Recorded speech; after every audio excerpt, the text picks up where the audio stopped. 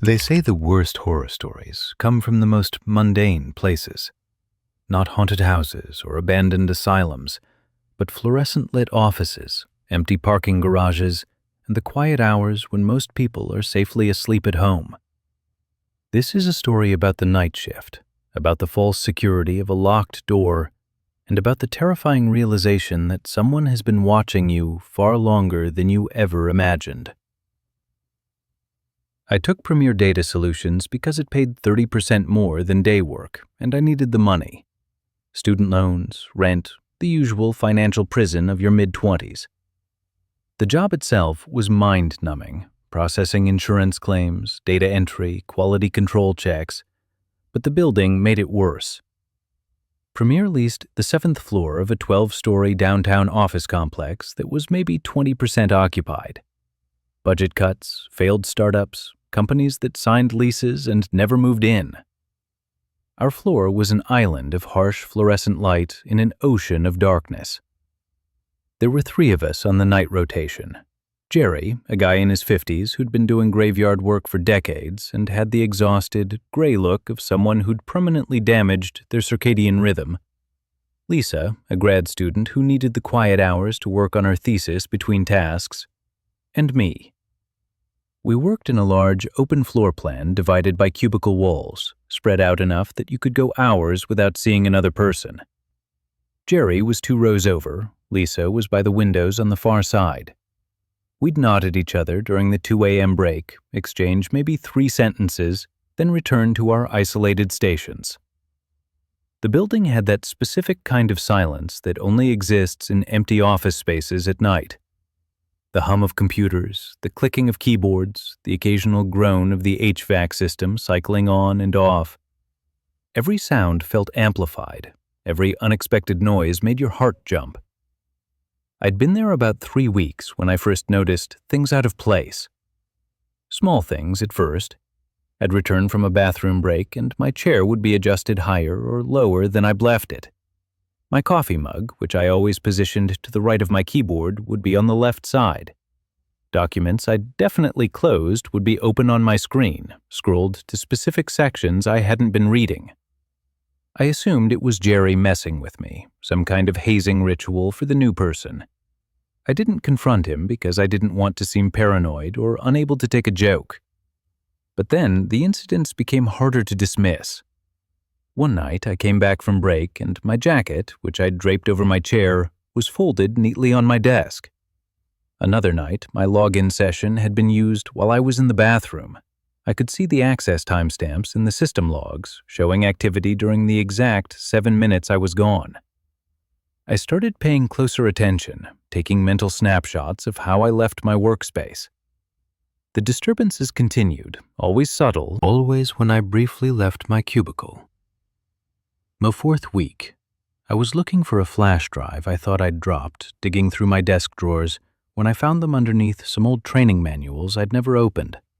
A stack of printed photos, maybe 20 of them, held together with a rubber band. I pulled them out, confused, thinking maybe they belonged to whoever had this desk before me. They were photos of me. Prints. Me sitting at my desk, focused on my monitor. Me in the break room, eating a sandwich. Me walking through the parking garage to my car. Me standing at the bathroom sink. All taken from angles that suggested the photographer had been concealed, watching from a distance. The timestamps in the corner of several photos showed they were recent, taken over the past 3 weeks, all during my night shifts. My hands, a wave of nausea so strong I thought I might vomit. Someone had been watching me, photographing me for weeks, and they'd been close enough to put these in my desk, which meant they'd been at my workspace, touching my things while I was... Where? In the bathroom? Getting coffee? How long had they stood there, going through my drawers? I grabbed the photos and went straight to building security on the ground floor. 2 guards, both middle-aged guys who looked annoyed to be pulled away from whatever they'd been watching on a small TV. I showed them the photos, explained the situation, my voice higher and faster than I intended. To their credit, they took it seriously. They called their supervisor, made a report, and reviewed the security camera footage from our floor. That's when things went from disturbing to absolutely terrifying. The cameras showed static, not for a few minutes, for hours. Long stretches of our floor's hallway cameras just showing white noise or black screens. The few clear segments showed only me, Jerry, and Lisa entering and exiting. No one else. But the access logs told a different story. The building used electronic badge readers, and the logs showed multiple swipes on our floor during times when only I was supposed to be there. The badge numbers belonged to former employees, people who'd quit or been fired months ago, whose access should have been deactivated. Security promised to investigate. They'd change the access protocols, review the system, increase patrols. I went back upstairs and told Jerry and Lisa what had happened. Both seemed genuinely shocked and disturbed. Lisa actually went pale and said she'd noticed her things being moved too, but had convinced herself she was just tired and forgetting.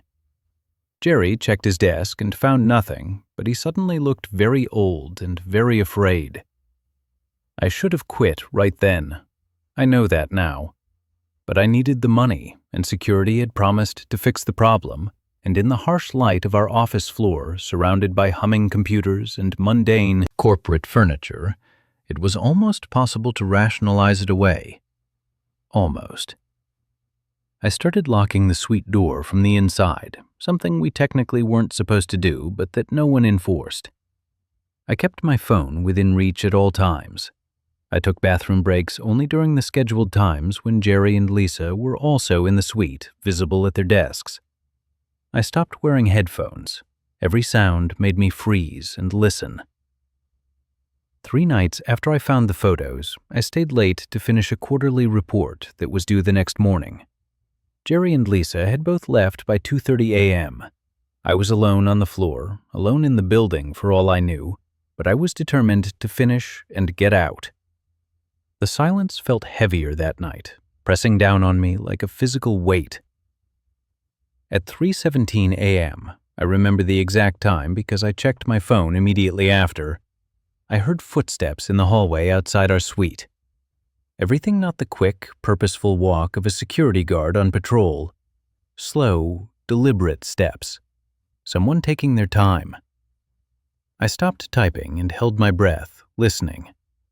The footsteps came down the hall, steady and measured, and stopped directly outside our door. Arrested at the frosted glass window set into the door. Through it, I could see a dark silhouette, human-shaped, tall, just standing there, not knocking, not calling out, just standing. I watched the door handle turn slowly, the metal lever moving down. My heart was pounding so hard I could feel it in my throat. But the door didn't open. I'd locked it, something I'd been obsessively doing every night. The handle released, returned to its horizontal position. The silhouette remained. I fumbled for my phone and called building security, whispering even though the door was closed and locked. "There's someone outside the 7th floor suite. They tried to open the door. They're still standing there." The guard said they'd send someone immediately. I kept my eyes on that silhouette, afraid that if I looked away, it would somehow get in. It didn't move, didn't shift, just stood there on the other side of the frosted glass. 10 minutes later, 10 minutes that felt like hours, I heard the elevator chime and heavier, faster footsteps approaching. Flashlight beams swept across the frosted glass. The silhouette was gone. When the security guards unlocked the door and entered, the hallway was empty. They checked the stairwells, the bathrooms, every room on the floor. Nothing. No one. I quit the next morning via email. I didn't go back for my personal items. I told them to mail me my final paycheck or keep it. I didn't care. I was done. Months later, I was having coffee with a former coworker from another department who still worked in the building. I asked, trying to sound casual, if they'd ever figured out what happened with the security issues on the 7th floor. She looked at me strangely and told me they'd discovered something during a routine inspection. The building's 19th floor, which had been vacant and locked for years, showed signs of recent occupation. Someone had been living there. They'd found blankets, empty food containers, portable camping equipment, and a battery-powered lantern. And covering one entire wall were photographs, hundreds of them. Different employees, different shifts, spanning what looked like several years. The police were called, but they never identified who'd been squatting there. No fingerprints in the system, no DNA matches. The access badges that had been used belonged to real former employees, but when contacted, all had their original badges and claimed they'd never reported them lost. Someone had cloned them, duplicated the access credentials, and had been moving through that building undetected for years. I still have nightmares about that silhouette in the frosted glass, about how long it stood there, waiting, about what might have happened if I hadn't locked that door, about all the nights before I started locking it, when someone could have walked right in while I sat there with headphones on, completely oblivious. They say offices are safe places, but safety is an illusion. Anyone can walk through a door, anyone can hide in an empty building's forgotten spaces, and anyone can watch you, photograph you, learn your patterns, and wait for the right moment. Work from home now. I don't miss the office, and I never, ever work late at night. Some spaces are never really empty, no matter how much they appear to be. The watcher could have been anyone, a disturbed former employee, a transient who'd found a way in, or someone whose motives we'll never understand. What haunts me most isn't who they were, but how long they'd been there, how many people they'd watched, and how many nights I'd been completely unaware that I wasn't alone. Trust your instincts. If something feels wrong, it probably is.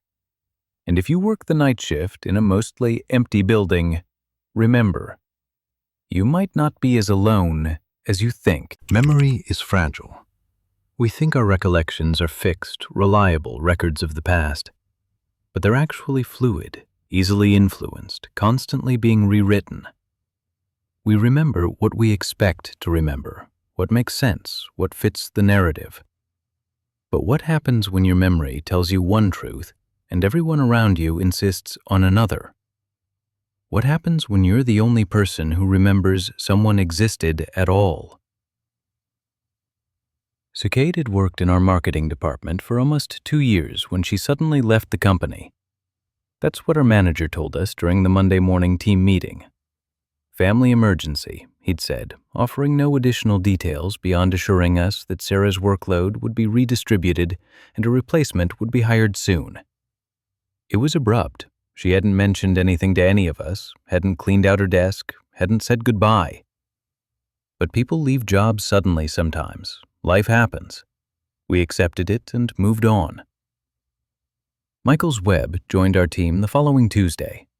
He was in his early 30s, presentable in that generic corporate way, button-down shirts, neat haircut, polite smile. Our manager introduced him during the morning stand-up meeting, explained that Marcus would be taking over Sarah's accounts and projects. What struck me immediately was how quickly Marcus seemed to adapt to our office. Usually, new hires spend their first week fumbling with unfamiliar systems, asking where supplies are kept, struggling with passwords and access permissions. Marcus navigated everything effortlessly. He knew the coffee machine required you to hold the brew button for 3 seconds rather than just pressing it. He knew the conference room booking system's quirks. He knew which supply cabinet held the good pens versus the terrible ones everyone avoided. When I mentioned during lunch how smoothly he'd settled in, he just smiled and said, "I'm a fast learner." But there were other things, small comments that seemed slightly off. During a project discussion, he'd reference decisions made in meetings from months ago, then seem momentarily surprised when someone questioned how he knew about them. He'd casually mention client preferences and historical campaign details that a new hire shouldn't have access to yet. When called on it, he'd laugh it off, claim he'd read through old files or someone must have mentioned it. The first real warning sign came about a week after Marcus started. I'd gone outside for a quick smoke break, a habit I wasn't proud of but couldn't seem to kick, and walked past the dumpsters behind our building. Something caught my eye, a familiar shape, a splash of color I recognized. I stopped and looked into the dumpster. Sarah's things. Her desk nameplates, the cute engraved ones she'd special ordered with her name and title. Her favorite mug, the oversized blue one with a hiking trail map printed on it. Her small succulent plant in its hand-painted pot. Personal items she'd kept at her desk for 2 years. All thrown away, sitting right on top of the trash like they'd just been tossed there. Till it makes sense. If she'd left for a family emergency, wouldn't she have taken her personal items? Or at least, wouldn't someone have boxed them up to mail to her? Why would they be in the dumpster? I went to HR the next morning.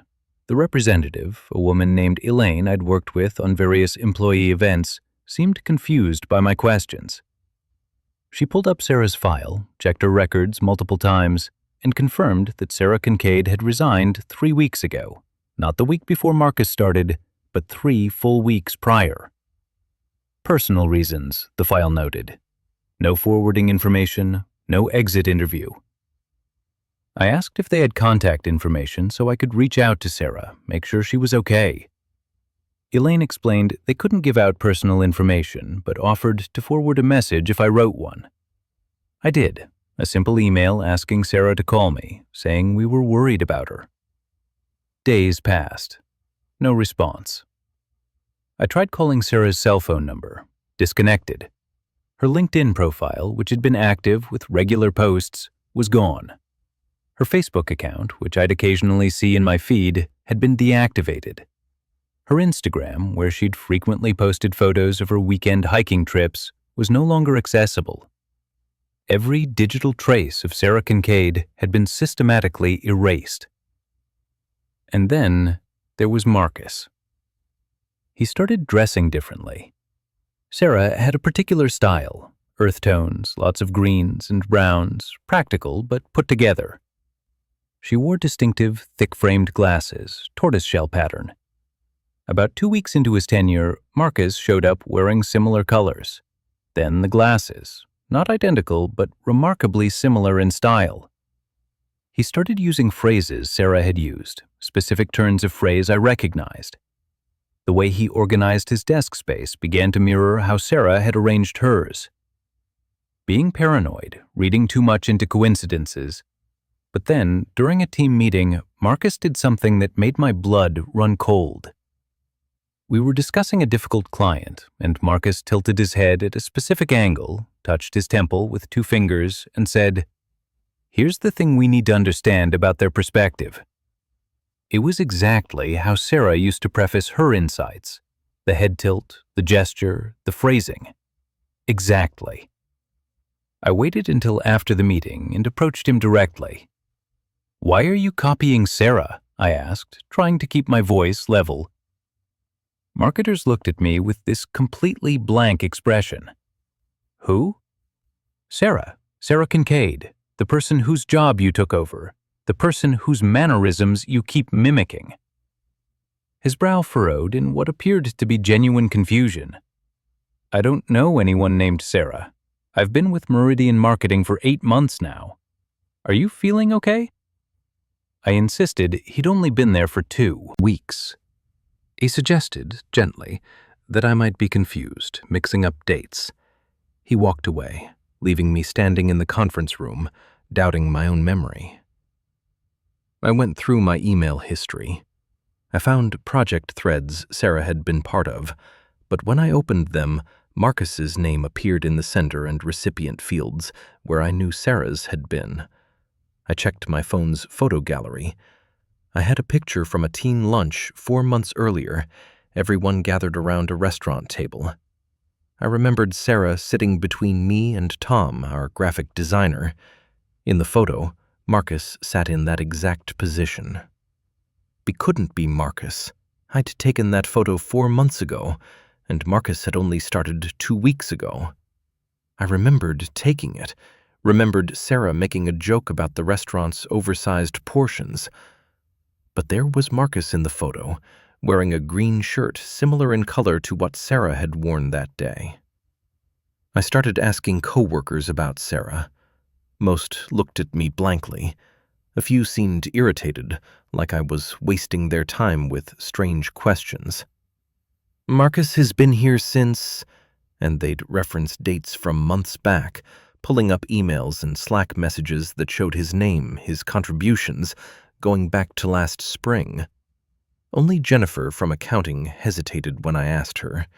She got this uncomfortable look and quickly changed the subject, but for just a moment I saw recognition in her eyes. She remembered too. I tried to corner Jennifer later, but she avoided me. Eventually, I caught her in the parking garage. "You remember Sarah, don't you?" I asked urgently. Jennifer's face went pale. "I don't know what you're talking about," she said, but her voice shook. "Marcus has always been on the marketing team. Just drop it, okay? Just let it go." "Why? What's happening? Where's Sarah?" Jennifer looked around the parking garage like she was afraid someone might be listening. "I don't want to talk about this. I need this job. Just forget about Sarah. Forget you ever knew anyone by that name. It's better for everyone." She got in her car and drove away, leaving me standing there in the fluorescent-lit concrete space. I requested a transfer to our satellite office the following week, citing personal reasons. I couldn't work on the same floor as Marcus anymore. Couldn't sit through meetings watching him wear Sarah's mannerisms like a costume. My request was approved surprisingly quickly. The last day I worked in that office, I did something probably stupid. I went through the shared company drive, searching for any file, any document, any shred of evidence that Sarah Kincaid had ever existed. There was nothing. Years of work, hundreds of projects, all now showing Marcus Webb's name in the metadata. I found one folder, buried deep in an archived project from 2 years ago, with Sarah's name on it. I opened it. Empty. Just an empty folder with her name, like a ghost. Marcus, that final Afternoon. He was sitting at his desk, Sarah's old desk, wearing a cardigan I recognized. It was distinctive, hand-knitted, forest green with a complex cable pattern. Sarah had worn it frequently, mentioned her grandmother made it for her. I'd seen that cardigan in the dumpster behind the building. I was certain of it. But there was Marcus, wearing it like it had always been his. He noticed me staring. He smiled and waved, friendly, casual, like nothing was wrong, like he'd always been there. I blinked automatically, then grabbed my box of personal items and left. I never found out what happened to Sarah Kincaid. I don't work for Meridian Marketing anymore. I quit entirely about 6 months later. I've searched for her online periodically, hoping to find some trace that she's alive and well somewhere. Nothing. It's like she was deleted from reality, and Marcus Webb was copy-pasted into her place. The worst part? I have trouble remembering her face now. When I try to picture Sarah, Marcus's face appears instead. My memories are being overwritten, rewritten, corrupted. Soon I might not remember her at all. Maybe that's already happened to everyone else at the office. Maybe Jennifer doesn't remember anymore either. Sometimes I wonder if I'm next, if I'll wake up one day and there'll be someone sitting at my desk, wearing my clothes, using my mannerisms, and everyone will insist they've always been there, that I never existed at all. Memory is fragile. Identity is more fragile than we realize. And some replacements aren't what they seem. I still don't know what Marcus is or what happened to Sarah.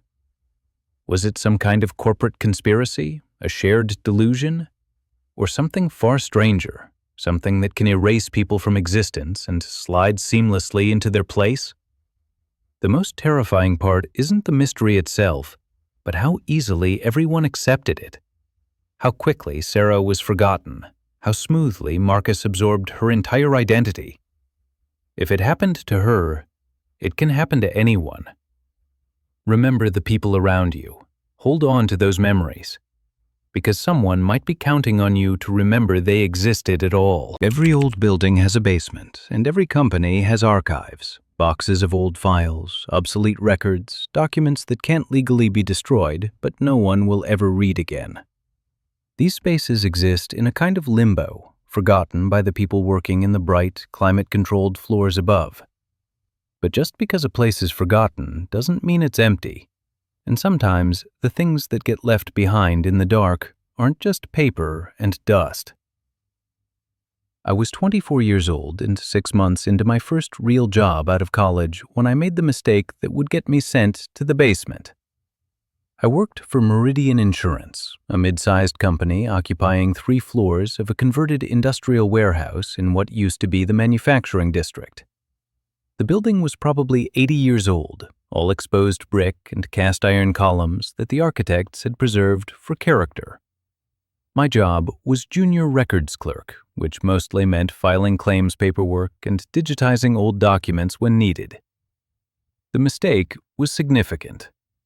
I'd mixed up policy numbers for a major client, resulting in claims being applied to wrong accounts, checks sent to incorrect addresses, and about 40 hours of work for senior staff to untangle my error. I wasn't fired, the mistake was honest, if careless, but I was assigned punishment detail. 4 hours per day in the basement archive, alone, scanning and digitizing files from the 1980s and 90s. The basement was accessed through a service door near the loading dock, down a concrete stairwell with metal railings and flickering fluorescent lights that buzzed constantly. The space itself was exactly what you'd imagine, a massive concrete room with a low ceiling supported by regular intervals of thick columns. Industrial metal shelving units stretched back into the dimness, loaded with bankers' boxes, filing cabinets, and loose stacks of papers bundled with twine. The air smelled like old paper, mildew, and something else I couldn't quite identify, something vaguely chemical and unpleasant. They'd set up a workstation for me near the stairs, a folding table, a rolling chair that listed slightly to one side, a commercial document scanner, and a laptop with spotty Wi-Fi. A single space heater fought a losing battle against the persistent cold that seemed to seep up from the concrete floor. The fluorescent lights overhead flickered constantly, creating a stuttering, unstable illumination that gave me headaches. The first week was just miserable and boring.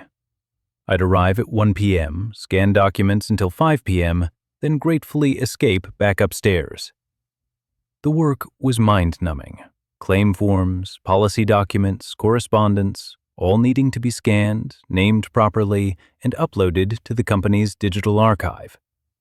The only breaks in the monotony were the occasional startling noises, the building's old pipes clanging, the HVAC system cycling on and off, what I assumed were rats moving between the shelving units.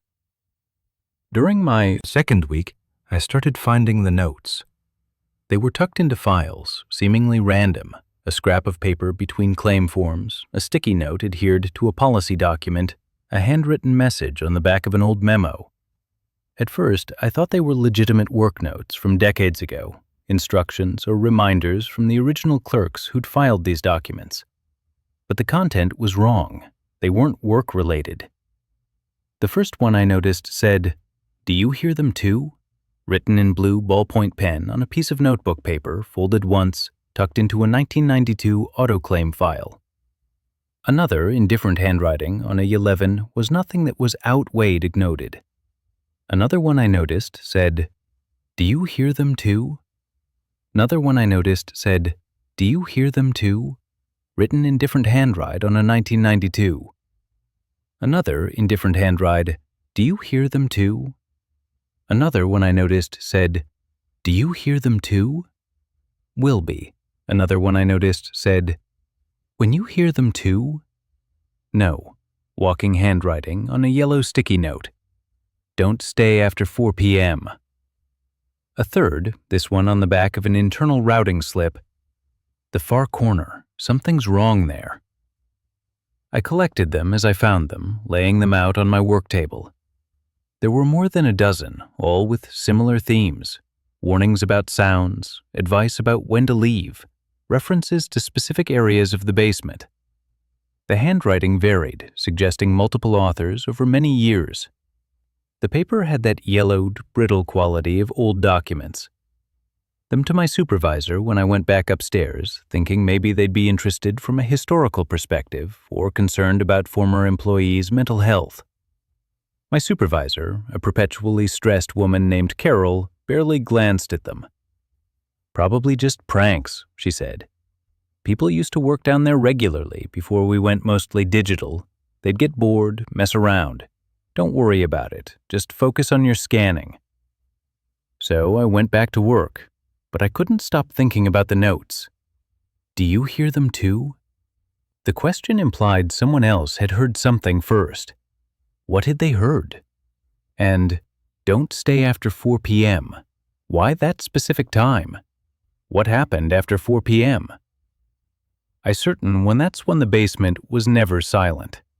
Pipes and settling foundations and the constant hum of mechanical systems. But once I started listening carefully, I noticed patterns. Around 3:30 or 4 p.m., when I'd been there for a few hours and the afternoon was waning, I'd hear sounds from the deeper sections of the basement, the areas I hadn't explored yet, where the overhead lights didn't reach and the shelving units created a maze of narrow corridors. Shuffling sounds, something moving between the shelves. At first, I convinced myself it was rats or mice. Old buildings have rodents, that's normal. But the sounds were too heavy, too deliberate, more like footsteps than scurrying. And sometimes, underneath the shuffling, I'd hear what might have been whispers. Impossible to make out words, just the suggestion of vocalization, a pattern that could be speech, or could be pipes, or could be my imagination working overtime in the insufficient light and oppressive atmosphere. I started leaving by 3:30 p.m., cutting my sessions short. I'd make up the time by coming in earlier or staying late upstairs. I told myself I was being ridiculous, but I couldn't shake the feeling of being watched, of something in the darkness between the shelving units paying attention to me. Then I dropped the scanner. It was a Wednesday afternoon. I'd been down there for about a particularly boring set of commercial property policies when the scanner slipped from the edge of the table.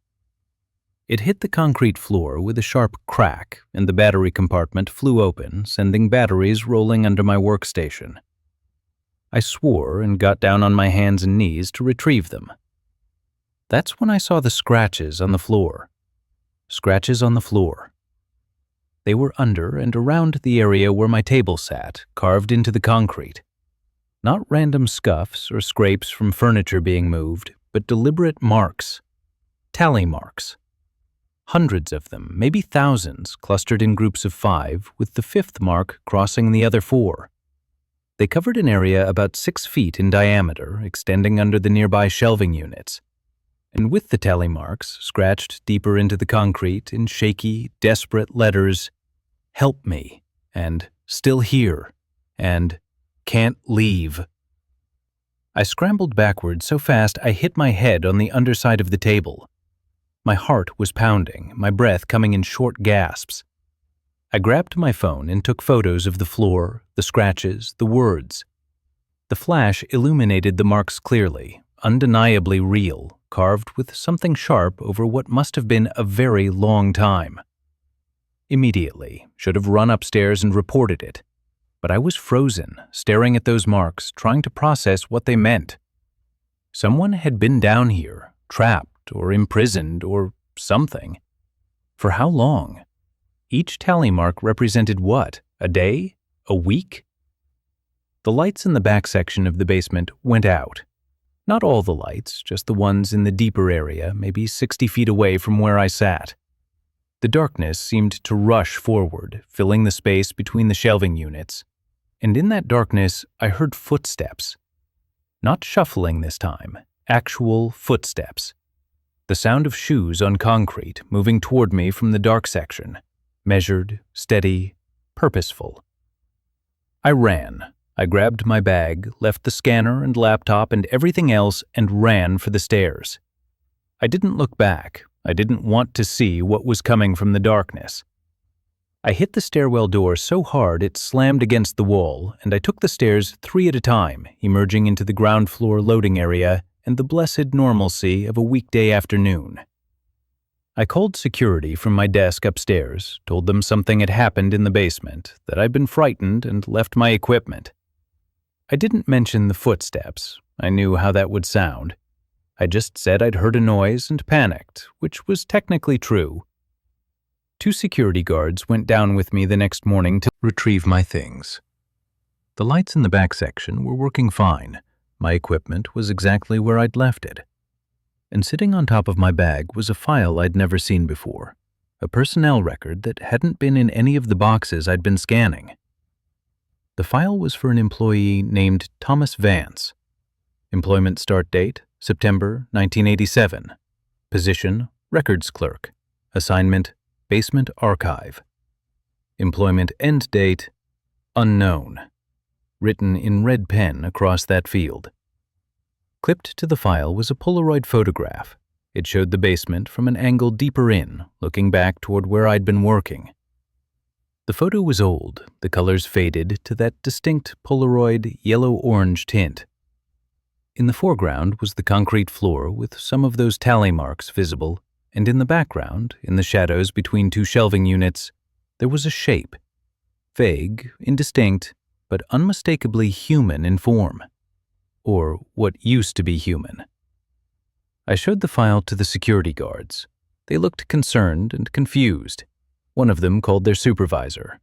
The supervisor arrived, looked at the file, and made a phone call. Within 2 hours, senior management was involved. They asked me questions I couldn't really answer. Where did this file come from? I don't know. Why was it with my things? I don't know. Had I seen anyone else in the basement? Not seen, but heard. They sealed off the basement archive that day, put a lock on the stairwell door, restricted access to facilities management only. I was reassigned to upstairs duties immediately, no explanation given to the rest of the staff beyond structural concerns in the archive area. I heard through informal channels, gossip really, that they'd brought in specialists, not just structural engineers, but other people. Someone mentioned anthropologists or forensic specialists. Another person claimed they'd seen police entering through the loading dock. But nothing official was ever announced. About 6 weeks after the incident, I heard they're bringing in a demolition crew. The entire basement is being filled with concrete, sealed permanently. The company is moving archive storage to a climate-controlled facility in the suburbs, everything being transferred by professional records management teams. The photos on my phone, the tally marks, the desperate messages scratched into concrete. I've counted the marks in the photos as best I can. There are over 8,000 visible in the section I captured. If each one represents a day, that's 22 years. If they represent weeks, that's over 150 years. Thomas Vance was listed as starting in September 1987. That's 37 years ago. His employment end date was marked as unknown. I still nightmares about the basement, about what those tally marks represented, about what was making those footsteps in the darkness, about the shape in the Polaroid photograph standing in the shadows where no one should have been. But mostly, I have nightmares about the messages scratched into the concrete. Still here. Because if Thomas Vance has been down there for 37 years, what does still here mean? Is he still alive somehow, trapped in that concrete and darkness? Is he something else now, something that couldn't leave even if it wanted to? Or was he trying to warn the next person, warn me, that the basement doesn't let go once it has you? I don't work for Meridian Insimore. 3 months after the incident, took a job at a modern office building, all glass and steel, no basement archives. But sometimes, late at night, I think about those tally marks and wonder if someone's still counting. If something's still there in the darkness, waiting for the next person who gets sent down with a scanner and a folding table and instructions to digitize old files. They're sealing the basement with concrete. They say it's permanent, but concrete cracks over time, buildings settle, and some things have already waited decades in the dark. What's a few more years to something that's learned to be patient?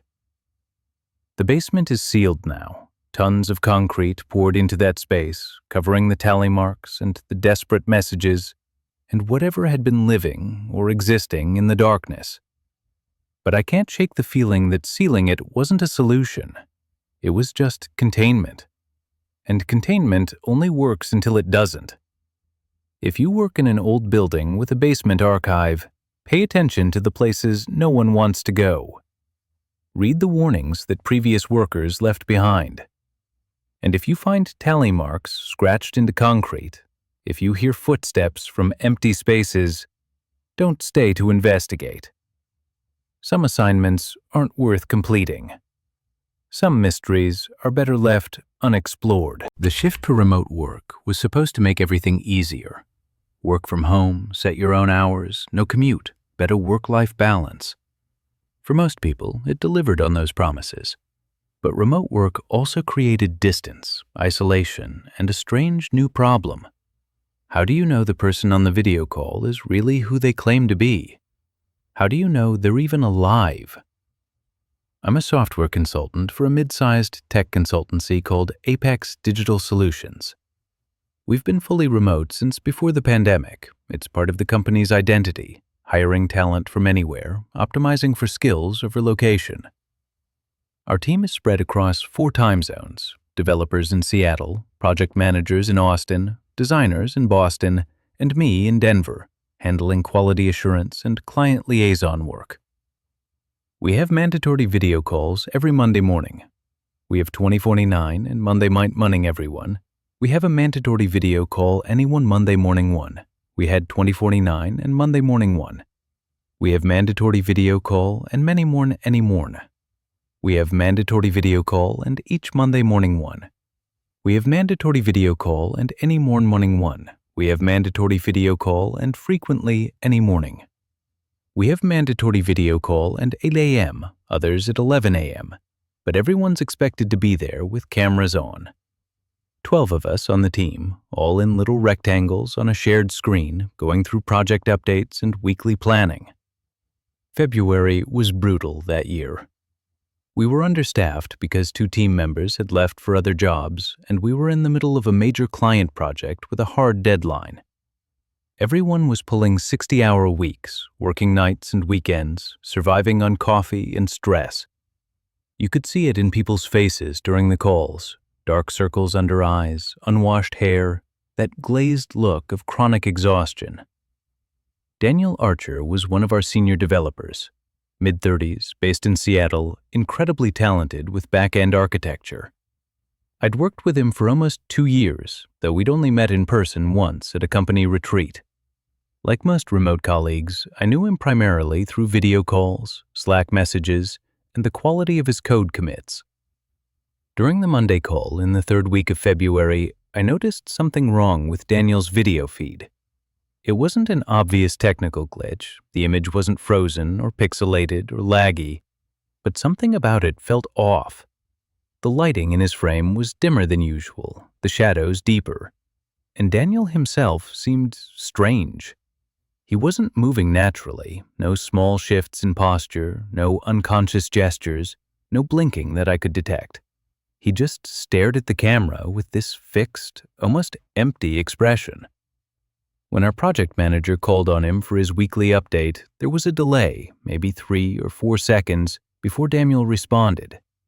And when he did speak, his voice sounded wrong, flat somehow, slightly distorted, like a bad audio compression or a connection issue. But no one else seemed affected. I typed in the team chat, "Is anyone else having audio issues? Daniel sounds weird." No one responded to my message. The meeting continued. I tried to shake off the feeling. We were all exhausted. Maybe Daniel was just having a bad day, having technical problems, whatever. But throughout the rest of the call, I kept glancing at his video square. That unnatural stillness, the dim lighting that made his face look almost gray. After the ended, I sent Daniel a direct message on Slack. "Hey, you seemed off during the call. Everything okay? Do you need to push any deadlines?" No response. I tried calling his cell phone. Straight to voicemail. Over the next few days, Daniel continued to appear on our daily stand-up calls. Same strange demeanor, minimal movement, delayed responses, that odd, flat quality to his voice. His work was still appearing in our code repository, commits showing up with his name, but the quality was noticeably declining. Functions that didn't work properly, variables named inconsistently, comments that didn't make sense or trailed off mid-sentence. I mentioned this to Angela, another QA specialist on the team. "Have you noticed Daniel being weird lately?" "Weird how?" she asked. "Just off. His video looks strange, his code's getting sloppy." Evel pulled up Daniel's recent commits, reviewed them, and shrugged. "Looks fine to me. You know how it is when we're all burning out. Everyone's making more mistakes." But I couldn't let it go. Something was wrong. During Thursday's call, I started screen recording. I told myself it was for documentation in case Daniel was having a breakdown and we needed evidence to get him help. That's how I justified it. The call proceeded normally, if you can call anything about our exhausted, overworked team normal. Status updates, problem discussions, deadline negotiations, and Daniel, sitting in his home office, that same dim lighting, that same unnatural stillness. Then I saw it. Before Daniel, through the doorway of his office, partially visible in the background of his video feed, there was a figure, just standing there, tall, thin, completely motionless. The video quality wasn't good enough to make out details, but it was definitely a person-shaped silhouette, backlit by what must have been a hallway light. My heart started pounding. Who was that? Daniel lived alone. I knew that from previous conversations. Was someone in his apartment? I typed frantically in the chat, "Daniel, is someone else in your apartment?" He didn't respond, didn't even glance at his other monitor where the chat would be displayed. The call continued. The figure remained in the background, motionless. The timestamps marked I immediately tried calling Daniel again. Voicemail. I sent him urgent Slack messages, no response. I emailed him. Nothing. Finally, to our team lead, a manager named Robert Chen. I sent him the screen recording, the screenshots, explained my concerns.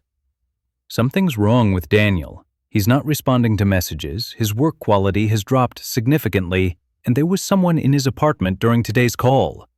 I think we need to do a wellness check. Robert responded within an hour, thanking me for my vigilance and said he'd look into it. He'd reach out to Daniel's emergency contacts, verify everything was okay. I felt relieved. I'd done the right thing. Help was on the way. The next morning, Friday, I received an email from HR. The subject line was, Daniel Archer. I opened it eagerly, expecting an update on the wellness check, maybe news that Daniel was taking time off or getting support. Instead, the email said, "We wanted to follow up regarding your concerns about Daniel Archer. As we announced during the February 2nd team meeting, Daniel passed away on January 31st due to carbon monoxide poisoning in his apartment. His replacement, Daniel Hoffman, has been with the team for 3 weeks and has been using the same Slack handle and email address during the transition period to maintain continuity on client projects. We apologize for any confusion this may have caused. If you need to speak with our grief counselor regarding Daniel Archer's passing, please let us know." I read the email 3 times, my hands shaking. Daniel had died on January 31st. That was 3 weeks ago. But I'd been on video calls with him, with someone, every day since then. I looked at my calendar, found the February 2nd meeting. I'd attended that meeting. I reviewed my notes. There was no announcement about Daniel's death. Nothing. We went back through my Slack history, found messages I'd sent to Daniel over the past 3 weeks. Our system showed them as delivered but unread, which now made horrible sense if he was dead. But I also found messages where Daniel had responded to technical questions, short replies about code issues and project statuses. I opened the screen recording from Thursday's call, watched it again frame by frame, zoomed in on the figure in the background. It was every frame where the camera angle allowed a view of the doorway, completely still, never moving, just standing. And as I reviewed the full 45-minute call, I realized something that made my blood run cold. The figure was getting closer to Daniel with each passing minute. In the early part of the call, it was far back in the hallway, barely visible. By the end of the call, it was right at the threshold of the doorway, just outside Daniel's office. I compared this to screen grabs I'd taken from earlier calls over the past weeks. In every single call where I could glimpse Daniel's background, there was a shape. Distant at first, barely noticeable, getting incrementally closer each day. I called HR immediately, demanded to speak with someone senior. I was transferred to the head of HR, a woman named Patricia. I explained everything, the calls, the figure, the impossible timeline. Patricia listened patiently, then explained gently that I must be confusing Daniel Archer with Daniel Hoffman, the new developer who'd taken over his projects. They had similar first names, similar technical roles. Understandable confusion during a stressful project cycle. She again offered access to grief counseling services. "No," I said. "I have recordings, screen captures. That was Daniel Archer on those calls, the same person I've been working with for 2 years, not some new person." "I understand this is difficult," Patricia said. "Grief can affect perception and memory. The recordings will show Daniel Hoffman, who joined us in early February. Perhaps you should take a few days off. The project pressure has been intense." I hung up and immediately opened the screen recording again, pulled up older saved videos from previous calls where I could see Daniel clearly. The person in the recordings was labeled Daniel Hoffman in the participant list, but it was Daniel Archer's face, his home office, his mannerisms, or at least a hollow approximation of them. I had 2 years of video calls with Daniel Archer burned into my memory. That was him. Seizing, or something wearing him, something using his video feed, his voice, his identity. I stopped attending team video calls after that. I claimed technical issues, then personal problems, then finally just asked for a leave of absence. I needed time away, needed to process what I'd seen and what it meant. During my leave, I became obsessed. I went through every saved recording, every screenshot, every frame where Daniel's background was visible. The figure appeared in 70% of the calls from the past 3 weeks, always in the background, always motionless, always slightly closer than the previous call. In the final recording I had, from that Thursday before HR contacted me, the figure was fully inside Daniel's office, standing directly behind his chair, just out of the camera's direct view but partially visible in the shadows. And in one frame, just one, where the lighting hit at a specific angle, I could see it wasn't a shadow or a person. The proportions were wrong, too tall, too thin, limbs at angles that didn't match human anatomy. And where the head should be, there was something that might have been a face but didn't reflect light properly, like it absorbed rather than reflected. I never went back to Apex Digital Solutions. I was possible to my enemy. I never went back to Apex Digital Solutions. I never went back to the problem of themselves. I was never went it to themselves. I was every period that might be honest. I was there period them to be probably into the model. It was the reeled to safe to it from never went it. And never went back to the Apex Digital Solutions that was merely, I was the peer that was work to them themself. With themself, it was no bar. Never place. I never went back to Apex Digital Solutions, it was making place. I didn't really get itself. I was there to be better. I never went back to themself to want to perfect Feline. I was never placed that my way they work, and it was no batter, but I want to bring them it was no one. I never went back to themself to me the run the past. I was the person about the place, to make up the frame that was ruther. I was no with the De Beer because they lived in the Materate that was make the pace, the make the frame was Meral. I never went back to Apex Digital Solutions. I quit entirely via email, forfeiting projects and leaving money on the table. I didn't care. I couldn't participate in those video calls anymore, couldn't look at those little rectangles of supposed colleagues without wondering what might be standing behind them, just outside the camera's view. I still have the recordings saved on an encrypted drive. I've watched them more times than I can count, trying to understand what I saw, trying to convince myself there's a rational explanation. But I know what I saw. That was Daniel Archer on those calls, or something using his appearance, his camera, his digital identity. And that figure in the background wasn't a person. It was something else, something that had been with him in that apartment when he died, and maybe had been there for a long time before that. Carbon monoxide poisoning, that's what killed him. An invisible, odorless gas that slowly suffocates you while you sleep. But what if it wasn't an accident? What if something wanted him isolated, vulnerable, slowly dying while it watched? And what if it wasn't just watching him? I work from home still. It's hard to find non-remote work in tech these days. But I never use video anymore. Audio-only calls, or better yet, just email and text. I keep my webcam covered with tape when I'm not actively using it, and I've removed all mirrors from behind my desk. Because sometimes, late at night when I'm working alone, I feel like there's something standing behind my chair, just outside my peripheral vision, patient, waiting. And I'm terrified that if I turn around, if I look, if I see it clearly, it'll know that I know. And then it'll be my turn to appear on video calls with that flat voice and empty expression, while something stands in the background of my feed, getting closer with each passing day. Remote work disconnected us from physical spaces and immediate reality, replacing tangible presence with digital representation. But what happens when that digital presence continues after the person is gone? What happens when something else learns to use video feeds, to mimic voices, to inhabit the little rectangles we trust as windows into our colleagues' lives? I don't know what that figure was or where it came from.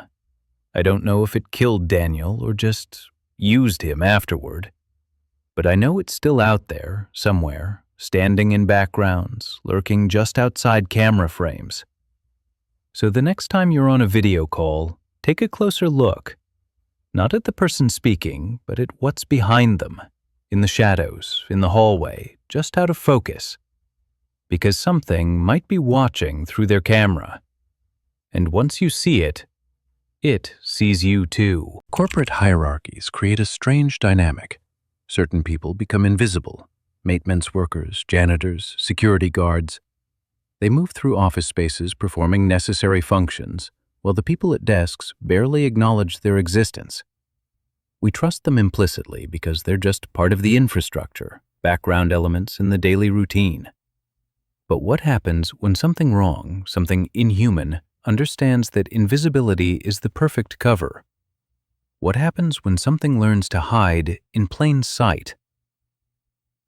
I worked as an HR coordinator for Harman Consolidated, a mid-sized financial services company, for almost 3 years. My job involved scheduling, documentation, employee relations support, and assisting with the annual performance review cycle. It was bureaucratic, occasionally tedious work, but stable and professional.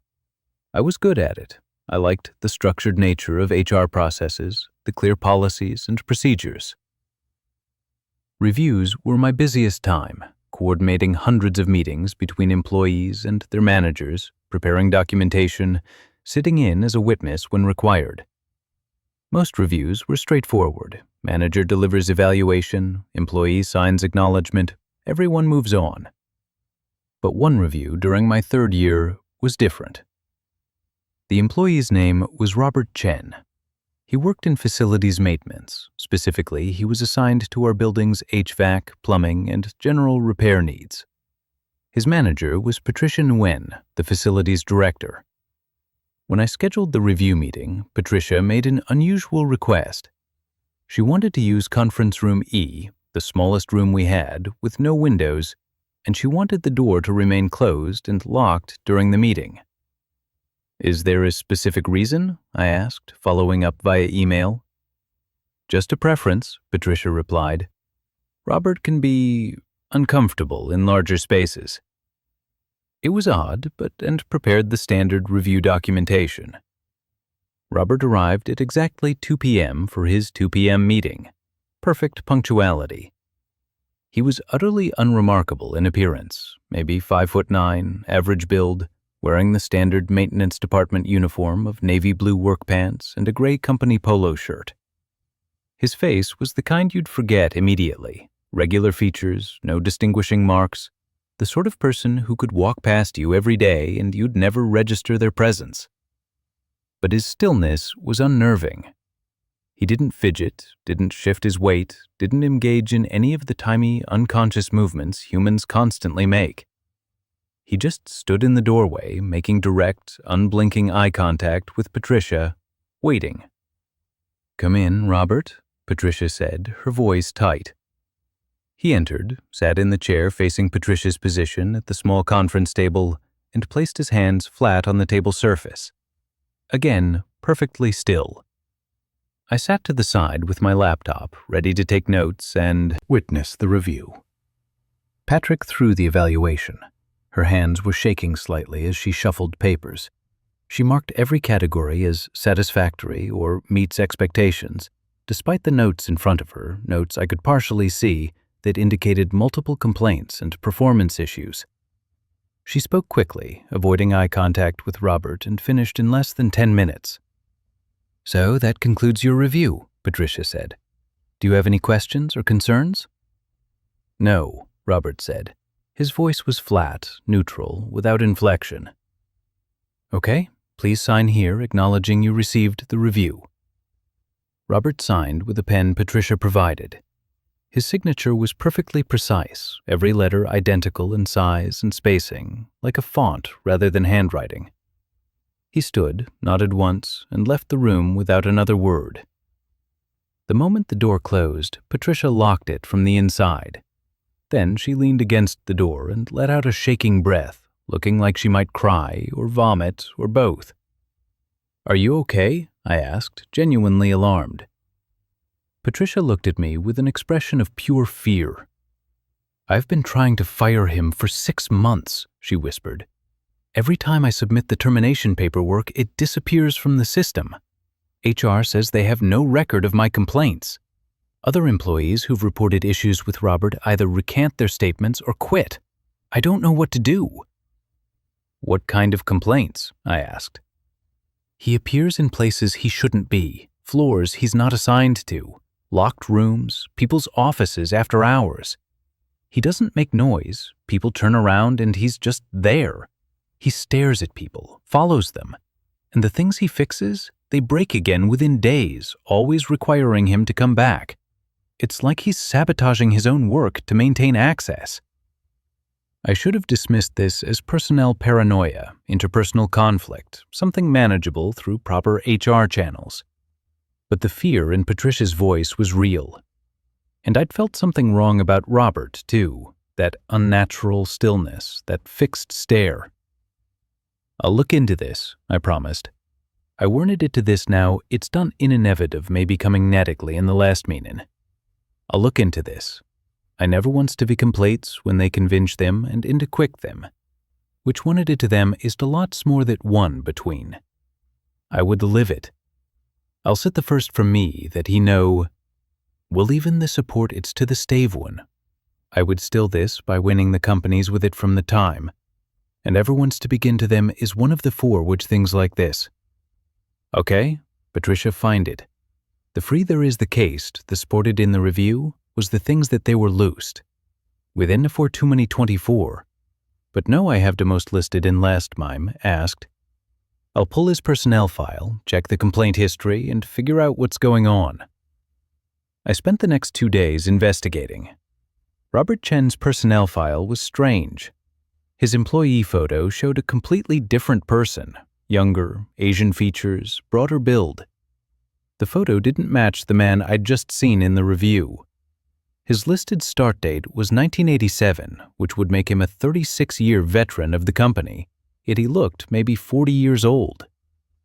His work history was a series of lateral transfers between departments and buildings, all initiated after complaint clusters. But those complaints weren't in his file, just the transfers, always coded as departmental reorganization or facility needs. He'd been moved around the company for decades, never promoted, never terminated, just shifted from location to location. I pulled up the original employment application from 1987, scanned and digitized in our ancient records. The signature matched the one I'd just witnessed, perfect, precise, identical letter spacing. But the photo stapled to the 1987 application showed the same person I'd seen in the review. Average height, unremarkable features, that unsettling neutrality. The person in the current ID photo database was someone else entirely. I started making phone calls to former Harmon employees, people who'd worked in facilities or reported to Patricia over the years. Most numbers were disconnected or wrong. I reached 3 people willing to talk. The first, a woman named Sandra who'd worked in building services, hung up the moment I mentioned Robert's name. The second, a man named Tom, who'd been a facilities supervisor in the 1990s, told me to leave it alone and refused to elaborate. The third, a retired security manager named James, stayed on the line. After a long pause, he said, "Robert Chen isn't human. I don't know what he is, but he's been in this company longer than any record shows. We found photographs in storage from the 1960s, building maintenance staff photos. He's in them. Same face, same age, wearing the company uniform from that era. Whatever he is, he's learned to exist inside corporate structures. He goes where he's assigned, does the work, fills the role. And if you try to remove him, he just persists. The paperwork fails, the complaints vanish. He outlasts everyone who tries to get rid of him. My advice? Transfer to a different company, because he doesn't leave, but you can." I hung up, feeling cold despite the office's climate control. I didn't believe in supernatural entities, in monsters or demons or whatever James was implying. But I couldn't explain the photographs, the inconsistent records, the decades of documented but not documented complaints.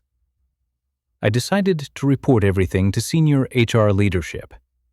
I compiled the evidence, wrote a detailed memo, and requested a meeting with the HR director. I sent the email at 4:47 p.m. on a Thursday afternoon. The next morning, Friday, I arrived at work to find my desk cleared out. My computer, my files, my personal items, all gone. I tried logging into my workstation. Access denied. I went to HR, confused and increasingly panicked. The HR director, a woman named Elaine, met me with 2 security guards present. She had paperwork ready, my resignation letter, dated and signed with my digital signature, submitted the previous evening at 11:34 p.m. An email from my account confirming my immediate departure, severance package details, non-disclosure agreement. "I didn't send that," I said. "I didn't resign. Someone accessed my account." "The email came from your computer using your credentials from your home IP address," Elaine said. Her tone was sympathetic but final. "We're sorry to see you go, but we've already processed your departure. The severance is generous. We just need you to sign the NDA, and security will escort you out." I read the NDA. It was comprehensive, prohibiting discussion of any personnel matters, company operations, or observations made during the course of employment. Violation would result in legal action and forfeiture of severance, 3 months' salary I desperately needed. I signed. What choice did I have?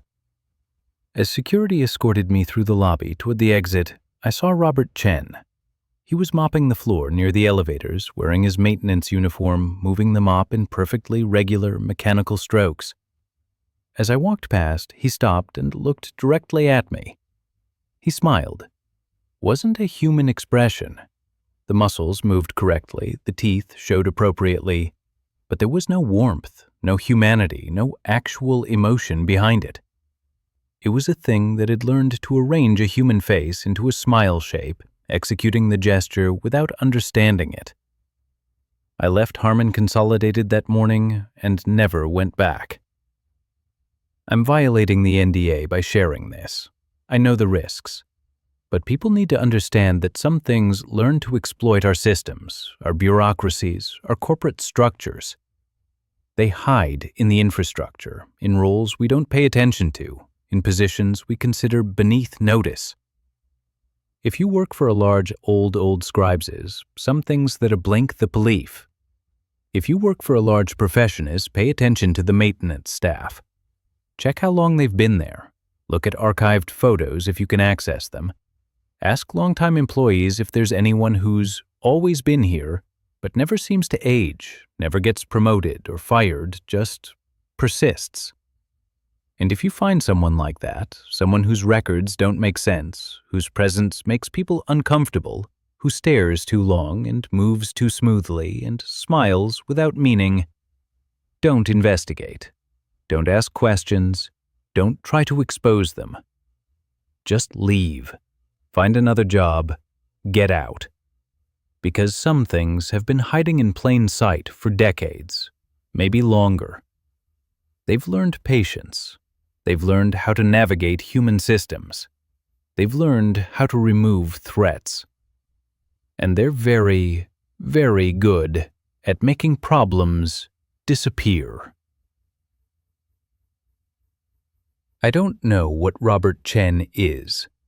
Maybe he's a single entity that's haunted Harman Consolidated for generations. Maybe there are others like him, scattered across different companies, different cities, wearing different names, but fulfilling the same function, existing in the margins, occupying roles we ignore. What terrifies me most is how perfectly he'd adapted to corporate life, how seamlessly he moved through our systems. He understood bureaucracy better than most humans. He knew exactly how to exploit procedures, manipulate records, and outlast anyone who questioned him. If something inhuman can master our institutions this well, how many others are hiding in plain sight? How many familiar faces in forgotten roles aren't human at all? I'll never know. I just know I got out. And if you Recognize something similar where you work. I hope you get out too.